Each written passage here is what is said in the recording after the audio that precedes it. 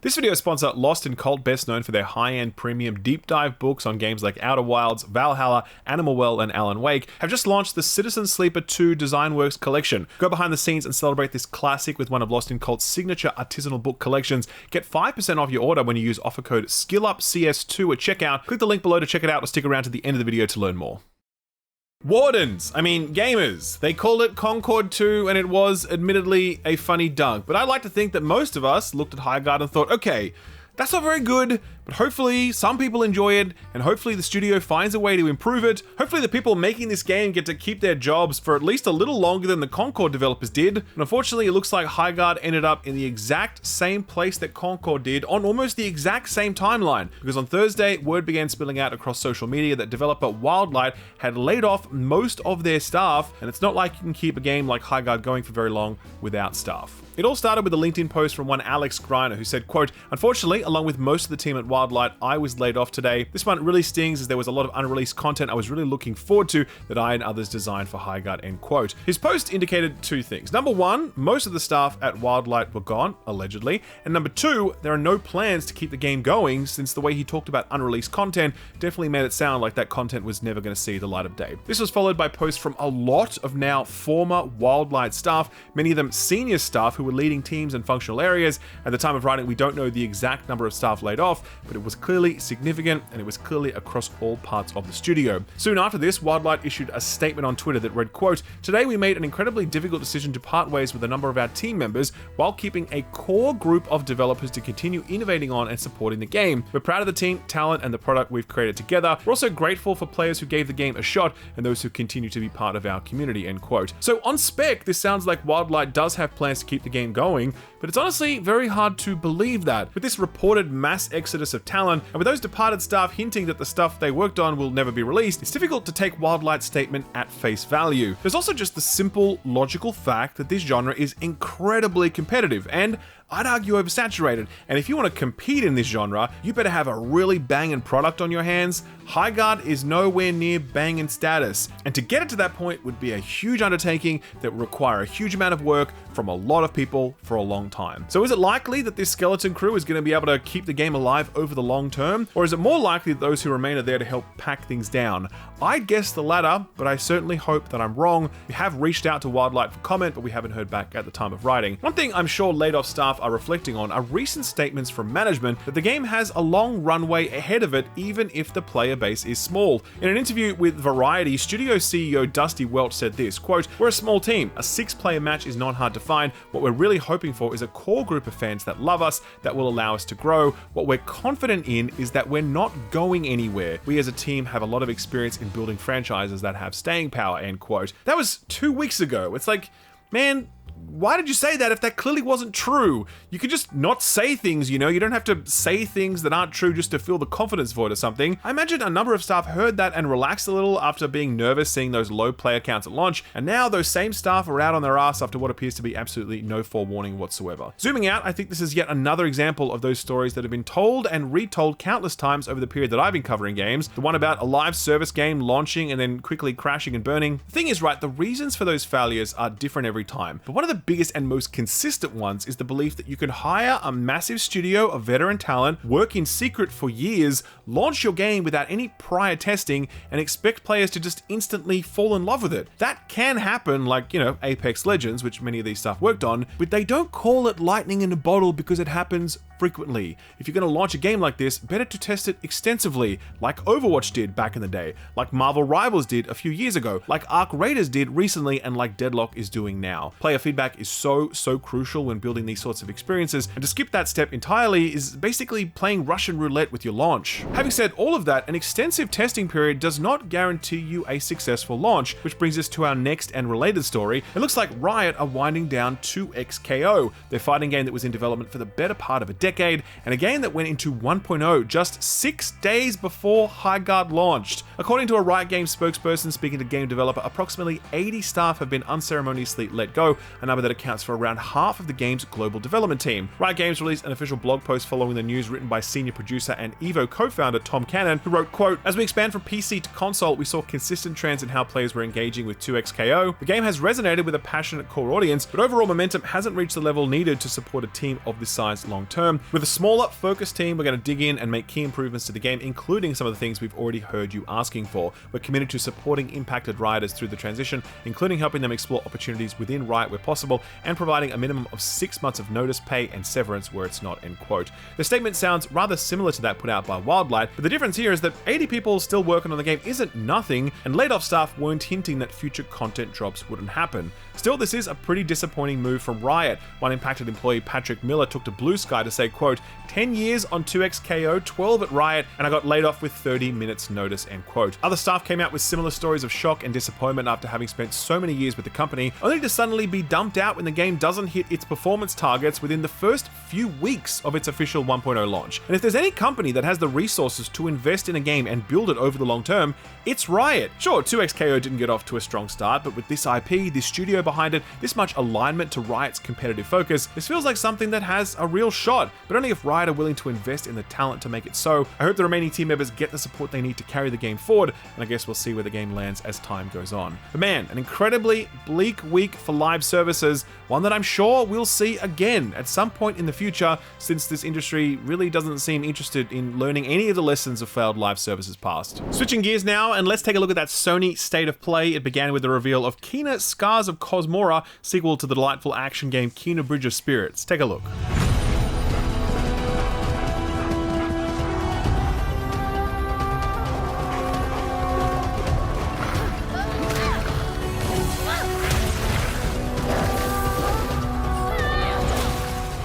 This was a really pleasant surprise, to be honest. Kena was the first game from what was once merely an animation studio, and so while the gameplay wasn't anything too special, it had some beautiful art, music, animation, and storytelling to more than make up for that. The sequel looks to be much the same in that way, only now with much more of an open world approach, and with a wolf mount to help you get around. Really looking forward to this one, actually. It's coming sometime in 2026 for PC and PS5. Next, we saw the official reveal for Ghosts of Yotei Legends, bringing the fantastic multiplayer mode from Ghost of Tsushima into the sequel. I absolutely loved that mode. It had an excellent loot game and unique mechanics that smartly leveraged the cooperative aspects. Better still, it was a completely free DLC, and the same is true of Ghosts of Yotei Legends. It'll be free to all owners of the base game, well worth checking out when it drops on March 10th. Death Stranding 2 is getting its PC port with all the expected stuff like high frame rates and ultra wide and upscaling and all that sort of stuff. It's dropping on March 19th, aka my birthday. For Loop is that 4-player co-op roguelite from Bad Robot Games and Left 4 Dead creator Mike Booth that was revealed a little while ago. Here we got to see some proper gameplay,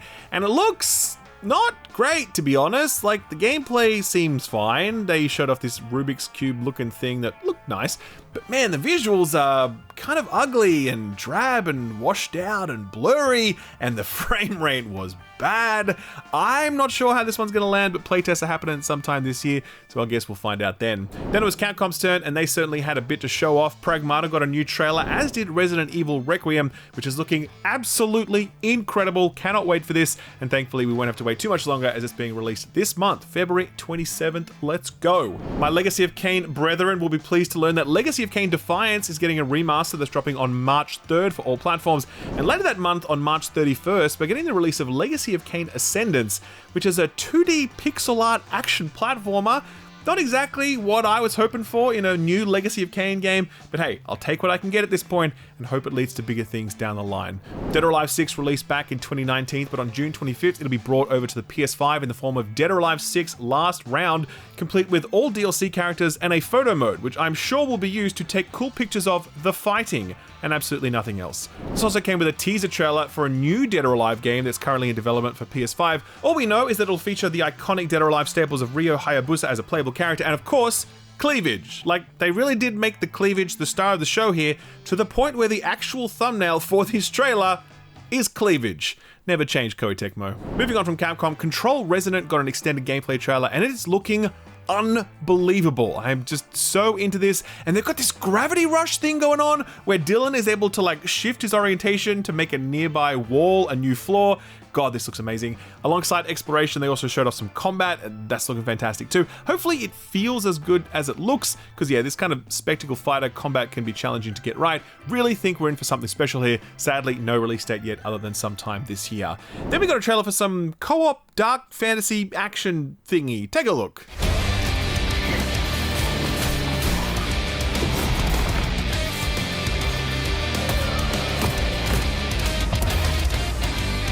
The team and I were all on Discord during the showcase, and when this was on, we were like, is this the Lords of the Fallen thing? Wait, is this Darksiders? Like, it could have been any of those things, but it's not. It's called Crimson Moon, a new co-op action RPG from US-based studio, probably Monsters. The fact that this could be mistaken for like 7 other games probably isn't a good thing, but hey, not rushing to any judgments. It's coming fall 2026 for PC, PS5, and Xbox Series consoles. Beast of Reincarnation, the post-apocalyptic action game from Pokemon studio Game Freak, has now gotten a release date 4th of August for PC, PS5, Xbox Series consoles, and Switch 2. This next one was certainly something. Some described it as finger-licking good. Take a look at the trailer.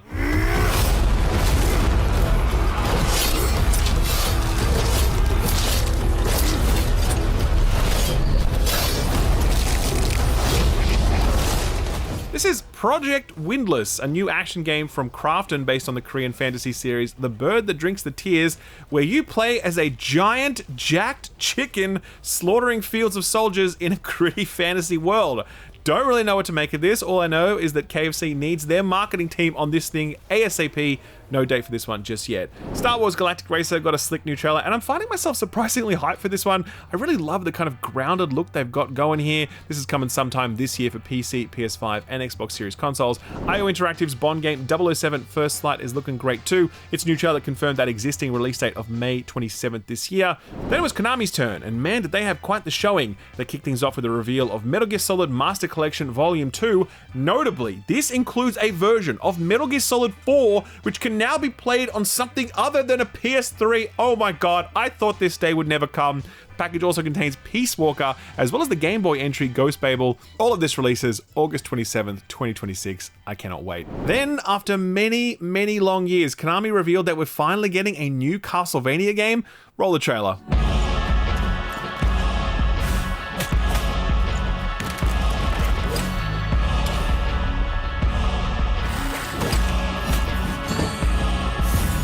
This is Castlevania Belmont's Curse, and it's being developed by Evil Empire, the guys behind that recent Rogue Prince of Persia game. And prior to that, they did all the DLC for Dead Cells, with their last one actually being a Castlevania DLC, so this is kind of a full circle moment for them. It also involves Studio Motion Twin, the main team behind the original Dead Cells, who will play an advisory role on this project. This is looking pretty great, I think. I'm not totally sold on the art style. It's a little too colorful and not quite gothic enough for my taste, but I have faith in these teams to deliver a game that plays like a dream. I just hope that it's an actual Metroidvania game and not a roguelike, because not everything needs to be a roguelike, and a Castlevania game really needs to be a Metroidvania. But anyway, this comes out sometime this year, exclusive to PS5 for now. We were then treated to a first look at the next Silent Hill entry. Take a look at this thing.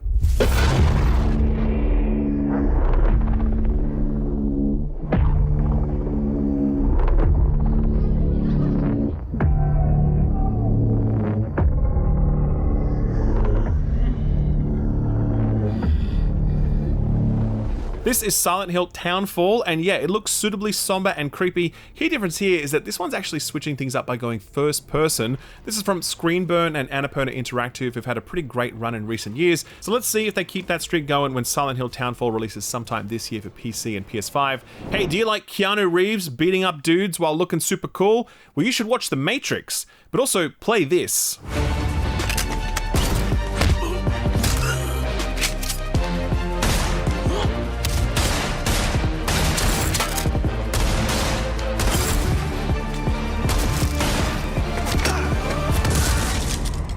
This is an as-of-yet untitled John Wick game, and yeah, by all accounts, it's on track to be the John Wick game we've all been waiting for. It's a third-person combat action game with some very Sifu vibes, but despite appearances, it's actually not from Slowclap. Instead, it's being developed by Saber Interactive, the guys behind Space Marine. Very keen for this, no release date yet, but it appears to be exclusive to the PS5 as well. Bungie's upcoming extraction shooter Marathon got a final story-focused trailer with Jennifer English narrating. Hope that isn't all they got her in for. Only new reveal here is that a server slam is happening later this month on February 26th, ahead of of its March 5th release. That is open to absolutely everyone, hoping to get some serious hours in before I head off to GDC. Coming up to the end now, and we got a few new trailers for games we already knew about, like wholesome French slop game Big Walk, which will be available on PS Plus when it releases this year, and Saros, which showed off a cool mechanic where reaching the end radically changes the world to spice things up. That's still on track to release April 30th this year. Fighting game Marvel Tokon revealed the lineup of X-Men characters, including Magic, Wolverine, and Danger, who I'd never heard of personally, so it's nice to see some obscure pics.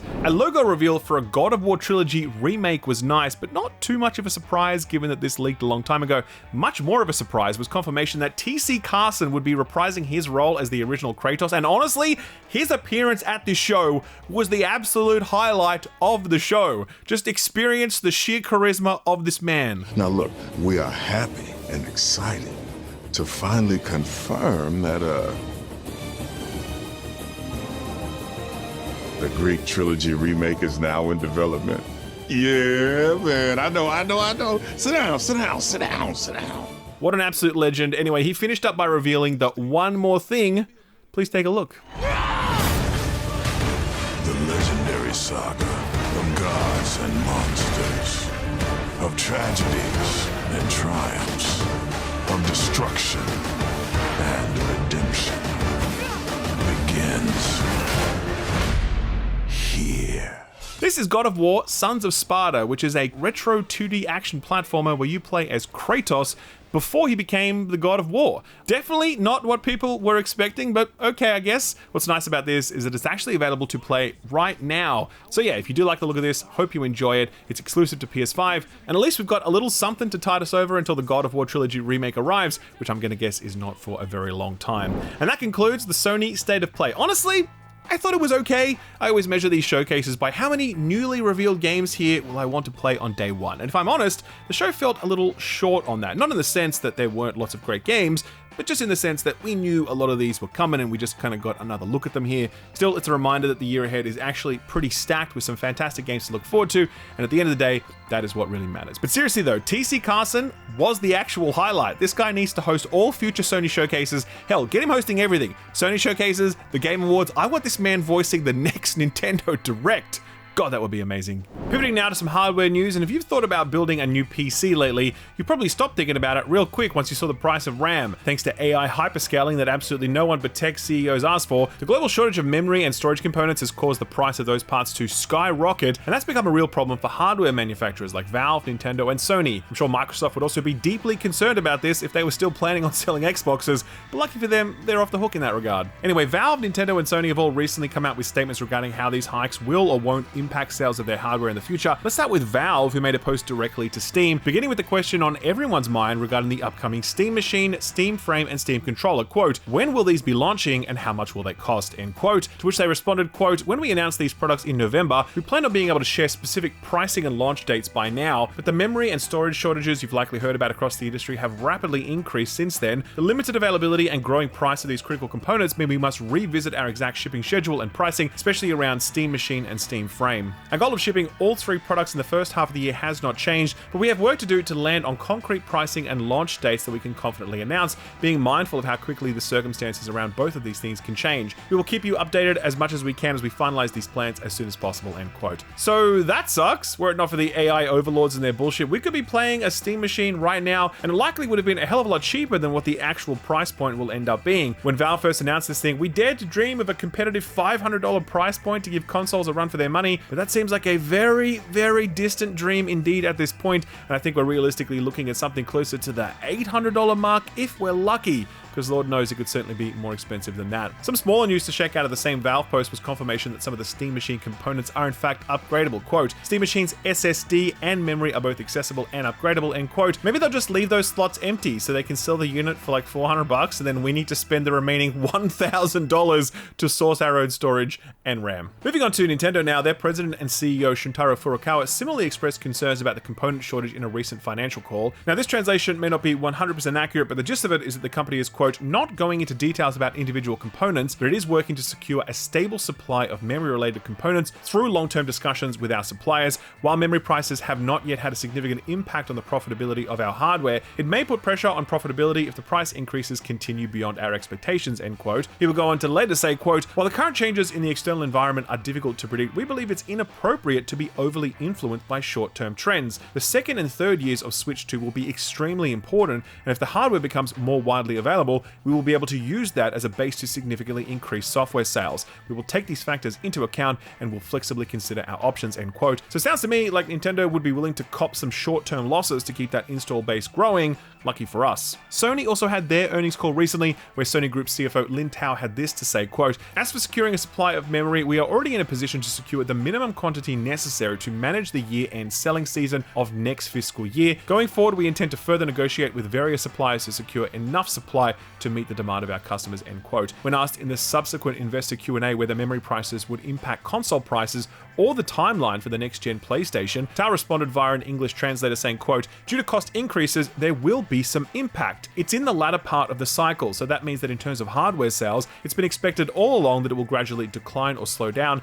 Given the stage of our console cycle, our hardware sales strategy can be adjusted flexibly, and we intend to minimize the impact of the increased memory cost on this segment going forward by prioritizing monetization of the install base to date and striving to further expand our software and network service revenue, end quote. Note that Sony has already implemented price increases for PS5 consoles last year due to a, quote, challenging economic environment, end quote, and that was prior to this sharp increase in memory prices. Between Valve, Sony, and Nintendo, you've got a huge portion of the overall hardware manufacturing footprint for video games, and right now all of these players are throwing up red warning lights about the future. Do note that entities like these move rather slowly. The price warnings they issue now take time to flow through supply chains, but when they do, these price increases will come. In the case of Steam machines, we can no longer hope that this might be a budget-friendly offering, as Valve has been clear that they don't want this to be a loss-leading product. Nintendo, though, do seem more willing to eat some losses to keep the momentum rolling, so hopefully Switch 2 prices don't increase too much. On the Sony side, it's highly likely that some bad times are ahead, as Sony are very sensitive to movements in their margin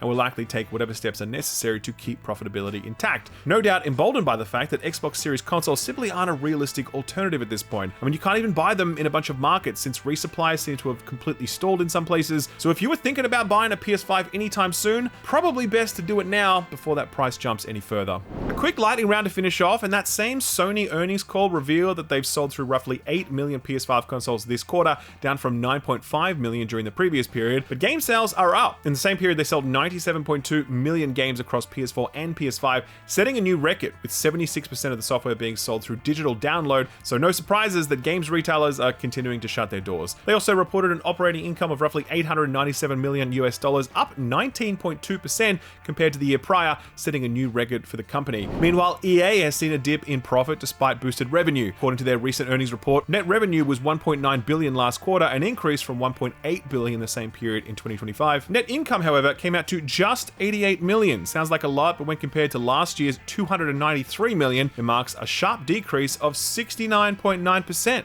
Nice. I have to imagine the long development and huge marketing push of Battlefield 6 ate into those costs, but that seems to have at least in some ways paid off, as they go on to boast that the game was the best-selling shooter of 2025 and set, quote, a new franchise engagement record, end quote. Speaking of shooters, Blizzard's apparently got one on the way set in the world of StarCraft. Hell yeah! Or what? It's being developed by Nexon? Oh no. Take this with a grain of salt for now, since it's all rumors, but yeah, according to Korean news site D News, multiple industry sources have suggested that Blizzard are partnering with Nexon to develop a StarCraft shooter. Quote, the legendary game StarCraft is set to be revived through Korea's #1 game developer, Nexon. Evidence suggests that Nexon has begun full-scale development of a new title using the StarCraft IP. Combining Nexon's expertise in shooting games with StarCraft's expansive universe could create a megaton project capable of shaking the global gaming market. According to industry sources on February 2nd, Nexon signed a cooperation contract last year with Blizzard, developers of StarCraft, Warcraft, and Diablo, content development related to the StarCraft IP. Since then, Nexon has reportedly set up a dedicated team and recruited key talent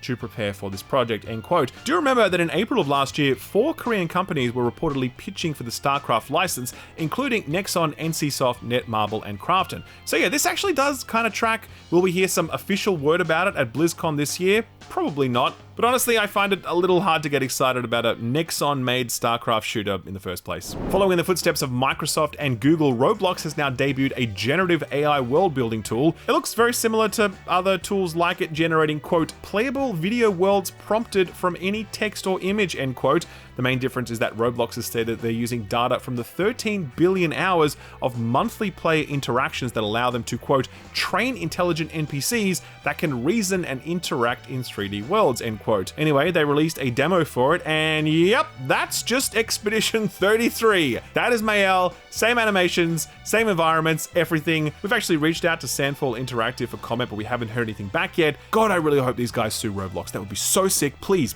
Sandfall, just do that, okay? It would be the best. According to reports from French news site Origami, half a dozen Ubisoft employees confirmed that the company had cancelled a cooperative multiplayer Assassin's Creed project codenamed AC League, originally developed as a DLC for Assassin's Creed Shadows. The DLC reportedly would have laid the groundwork for reintroducing cooperative features into the Assassin's Creed series, allowing up to 4 players to team up as assassins on a series of scripted missions in Shadows' feudal-era Japan. And it would have wrapped up the story told in Shadows' Season Pass expansion, which was also cancelled in November 2025. However, management at Ubisoft Annecy reportedly began having concerns about the DLC status as an expansion for Shadows, questioning its scope and if it would be too long to sensibly attach to the game, so they had hoped to spin it out into its own small standalone title, with the intention to begin invite-only alpha sessions as soon as May of this year. The report suggests plans were disrupted when Ubisoft underwent that big restructuring, and its complete cancellation has now been revealed as a casualty of Ubisoft's major reset we covered some weeks ago that saw the cancellation of half a dozen in-development titles and 7 more delayed. Some notable sort of free stuff this week. On the Epic Games Store, they're focusing on narrative adventures, and both of these seem well worth picking up. The first is The Dark Side Detective: A Fumble in the Dark, which is a pixelated point-and-click mystery adventure game that I've heard a lot of good things about. It's overwhelmingly positive on Steam, and it's actually a series made by the folks who released The Seance of Blake Manor, which lots of people were talking about late last year. The second game on offer is Nobody Wants to Die, a first-person cyberpunk game, but this one is a slow, short, story-focused experience, almost like a noir walking sim with Blade Runner vibes. Oh, and if you're an Amazon Prime subscriber, there are a few freebies with Prime Gaming this week too. An Epic Games Store code for Tiny Tina's Wonderland is one of them. Maybe 1 or 2 games worth shouting out later this month, but we'll come to them when they actually release. So what got announced or delayed this week? Well, let's revisit the Nintendo Direct Partner Showcase, since that dropped just as we were locking the show down last week. Not a massive showcase by any means, and that Todd Howard jump scare at the end really didn't do it any favors, but still some titles worth shouting out. The showcase opened with another look at Orbitals. This is that co-op action adventure game being developed by an indie studio out of Japan and published by Kepler, with an extremely on-point 1980s anime aesthetic. Seriously, it looks super good. I get why Nintendo would try to lock this one down as a Switch 2 exclusive. Co-op games are really hot right now thanks to Hazelight, but it's still just an underserved genre. So if Orbitals is able to deliver the goods, I expect it's going to do super well. It's due out sometime in the middle of 2026. Tokyo Scramble was another Switch 2 exclusive. Basically, this looks like a game that desperately wants to pick up where Dino Crisis left off, as you play as a high schooler trying to survive a Tokyo filled with dinosaurs. Could be good, could also be terrible, and an example of why Capcom never touched this idea ever again. It's being published by Binary Haze Interactive, a Japanese indie publisher who put out End of Magnolia last year, and that went down really well, so fingers crossed. Square Enix announced a new game in its lesser-known Paranormicite visual novel mystery series. The first one of these was actually very well regarded, especially for some meta puzzle elements, so keep an eye on this one if it looks like your jam. It comes out on February 19th. A couple of release date ports we already knew about. Final Fantasy VII Rebirth is hitting the Switch 2 on June 3rd, Pragmata is hitting April 24th, Monster Hunter Stories 3 is coming March 13th, and Resident Evil Requiem is coming out February 27th alongside ports for RE7 and RE Village. Old mate Todd Howard closed out the partner showcase with a trio of announcements. The first was the Fallout 4 Anniversary Edition. It's getting a Switch 2 release on February 24th. Looking forward to covering the myriad ways that game will be utterly broken at launch. Set your watches, people. In slightly better news, Indiana Jones and the Great Circle is getting a Switch 2 port release on May 12th. And get this, the Legends at Machine Games actually fit the entire game onto the cartridge for the physical edition, which is crazy because they couldn't even do that for the PS5 and Xbox Series physical versions. Finally, it turns out that Oblivion Remastered will be making its way to the Switch 2, and given that even high-end PCs struggle to run this one, I'm going to be very interested to see how this runs on Nintendo's slim hardware. Alright, that's enough Nintendo. A few other notable release dates this past week include Dosa Divas, a food-themed active turn-based RPG from the developers who did Thirsty Suitors. This got a release date of April 14th for all platforms. Played a bit of this one during last year's Summer Games Fest, and it definitely scratches that Claire Obscure style itch if you like that sort of combat. There's also a demo available on Steam right now if you'd like to check it out. Another release date is Planet of Lana 2, which is the sequel to the very good atmospheric platformer. This one's also available on all platforms and will come out on March 5th. For something a little spooky, Directive 8020, the next Dark Pictures game from Supermassive, also got a release date of May 12th for PC, PS5, and Xbox Series consoles. A couple of new games now. Rusthaven is a new post-apocalyptic management sim, but it caught our eye because it's weirdly bright and optimistic, which feels rare given the genre. The whole shtick is that you're a robot salvaging old technology, fixing it, and basically recycling it to get the world moving again while traveling around in your solar-powered airship. Kinda nice. No release date for this one just yet. And speaking of nice, you would not believe how excited Ed is about this next one. Thomas and Friends Wonders of Sodor or something. So basically, there's this studio called Dovetail Games who makes nothing but realistic train simulation games, and that's all they've done for the last 20 years. And one day they decided, you know what? Fuck it. Let's make a Thomas the Tank Engine sim game. Apparently, it's got some narrative elements too, and it's coming out on all platforms bar Switch 1. No release date for this one yet, sadly. I predict this will sell like 10 million units because train people plus the kids market, that is a very, very large target market, and good luck to them. I actually want to check this out. This looks cool. All right, so what came out last week? Well, we'll start off with the critical darling of last week, Neo 3, which landed with a bang and really tells Koei Tecmo that they've got some good things going on here. A mighty 85 on OpenCritic for this one. Over at IGN, Mitch Saltzman gave this one 9 out of 10, and here's what he had to say. Quote, even in a genre that's become as saturated as the Souls-like, there's still nothing that hits quite like the Neo series, and Neo 3 stands out as the best of the trilogy. The move to an open world structure isn't perfect, but the rewarding exploration, gorgeous landscapes, and thrilling optional boss battles mostly cover any minor issues. Strap on top of that, the best-in-class combat, hugely customizable build crafting, a lengthy campaign with a deep New Game Plus mode where the loot system actually shines, and a godsend of an auto-equip feature before you get there, and you've got yet another Team Ninja banger that sits at the top of the Souls-like genre, end quote. The team here initially thought that the Neo 3 reviews could not be beat. That is until the very next day when reviews for Mugenics dropped. This is the long-awaited next game from Binding of Isaac's Edmund McMillan and Tyler Gladiel. It landed at an OpenCritic average of 89, making it one of the best rated games of the year. Robin Valentine at PC Gamer gave it a 92 with a very enticing and dangerous sounding assessment. Quote, I really am not exaggerating when I say that after 3 weeks and over 100 hours of Mugenics taking over my personal life, it's still surprising me every run, and there's an intimidating amount left for me to do and see. I should be burned out on it. Instead, I'll be booting it up for yet another go the minute I finish this review. That's the sign of a truly landmark roguelike and the most impressive work to date for one of PC Gaming's most iconic indie developers, end quote. While we're on the topic of Mugenics, this week the Frames Per Second podcast actually got to interview Edmund McMillan himself. He came on the show to talk about, developing the game for the last 10 years and the huge toll it took on his personal life.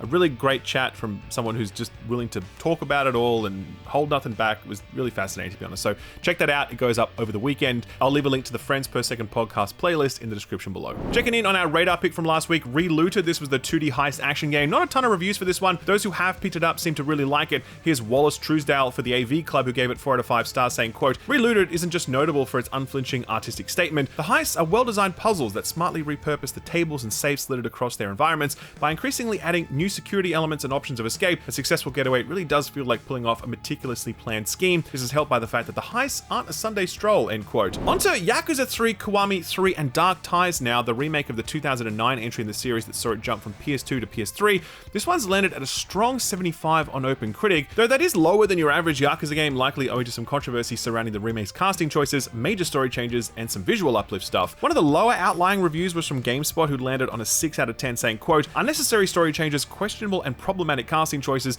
visual homogenization, and uneven content changes plague the latest remake. This means that in the grand scheme of things, there's a noticeable fatigue in re-experiencing minigames and more shallow renditions of the activities that made the series' resurgence so captivating with Yakuza 0, end quote. A studio and game designer that always attracts a big spread of passion opinions is Suda51 and Grasshopper Manufacture, who this week put out their latest Romeo is a Dead Man. In expected fashion, this game sounds loud, chaotic, janky, and scattershot in both good and bad ways, and it certainly sounds like critics who are fans of the studio ate this up, while everyone else was like, what the fuck is this? It's landed at a fair 73 on OpenCritic, which feels par for the course for Suda games, with reviews ranging from 4s to 9s. Here's IGN, who gave this one 7 out of 10, saying, quote, like the fractured universe Romeo is in, it's a whole lot of disparate parts that don't always add up to a coherent whole. But I'll be damned if I can't stop thinking about it, and I respect how it tells its story through its gameplay. Is it good? Maybe. Did I enjoy the act of playing it? Sometimes. Did it stick with me? Yeah, it did. Enough that I might go back, end quote. Moving on now, and Crystal Theater of Idols is the new horror action game from Blumhouse where your blood is ammo, and it's also landed at a fair 74 on OpenCritic, but a far less varied spread than Romeo. Game Rant scored this one a 74, saying, quote, I really enjoyed Crysta's combat, and though the levels are a little bloated, the game still delivers a fairly solid rendition of the classic survival horror gameplay loop. Genre fans should definitely make sure to give it a look, end quote. And since we're going up those OpenCritic scores incrementally, we'll end with Mario Tennis Fever, which found itself at a 75 on OpenCritic. Just with this new Nintendo Sports outing seems to be the simple fact that it's pretty good,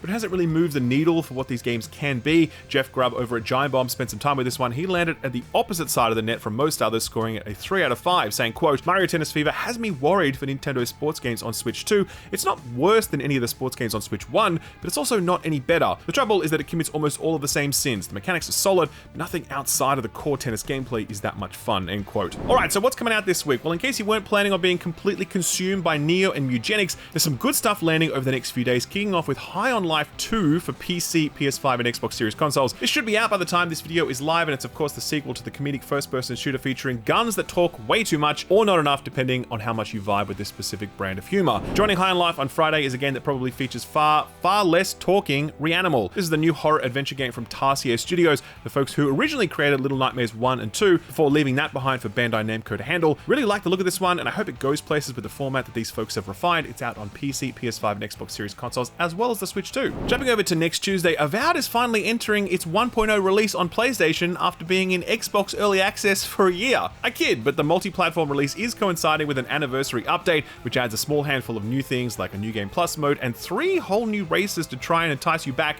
if you've already given the game a go in the past. On Wednesday, the 18th of February, we've got a new Star Trek strategy game for PC and consoles, Star Trek Voyager Across the Unknown. This is basically a survival management game that seems like a souped-up version of Faster Than Light. The developer Game Excite doesn't have any other strategy games to their name, which gives us some pause. But Star Trek does seem like the perfect vessel for this kind of game, so here's hoping it works out well for all the Trekkies. May the Force be with you. And finally, on Thursday, February 19th, we've got a few interesting titles that serve different niches. One is that Paranormicite mystery visual novel we mentioned in the announcement block, which comes out on PC, Switch, iOS, and Android. And the other is Styx Blade of Greed for PC, PS5, and Xbox Series consoles. This is the third game in a pretty well-regarded stealth action series starring a somewhat abrasive goblin. And honestly, good on Nacon for continuing to stick with the series. We can't have Ubisoft being the only one still making stealth-focused games, because Lord help us if that's the case. Right, speaking of niche games coming out on Thursday, do you like challenging 3D platformers? Because if you do, put this on your radar.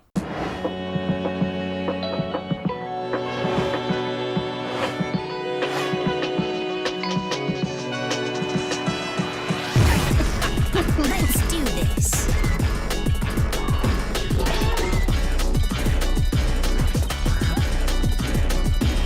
Sometimes you can just pick up a controller and instantly know that a game feels great to play. Demon Tides is definitely one of those. This is a very vibrant open world 3D platforming game that's all about speed, precision, quick reactions, and learning how to use and chain a bunch of wild movement abilities in different ways to absolutely fly across some seriously challenging levels over a huge map. There's some wiggle room for you to work out your own path through the world and get creative by mixing up your abilities, a custom checkpoint system to help you out when you've got daunting tasks in front of you, and plenty of secrets to find that really test your skill. Demon Tides is on PC only. It's coming out on the 19th of February, and there's still a free demo available on Steam for you to try for yourself. If you do like the look of it, we've left a link to it over on our Steam curator page, which also has links to all of the other Put This On Your Radar stuff we've recently covered. I'll leave a link to all of that below the like button.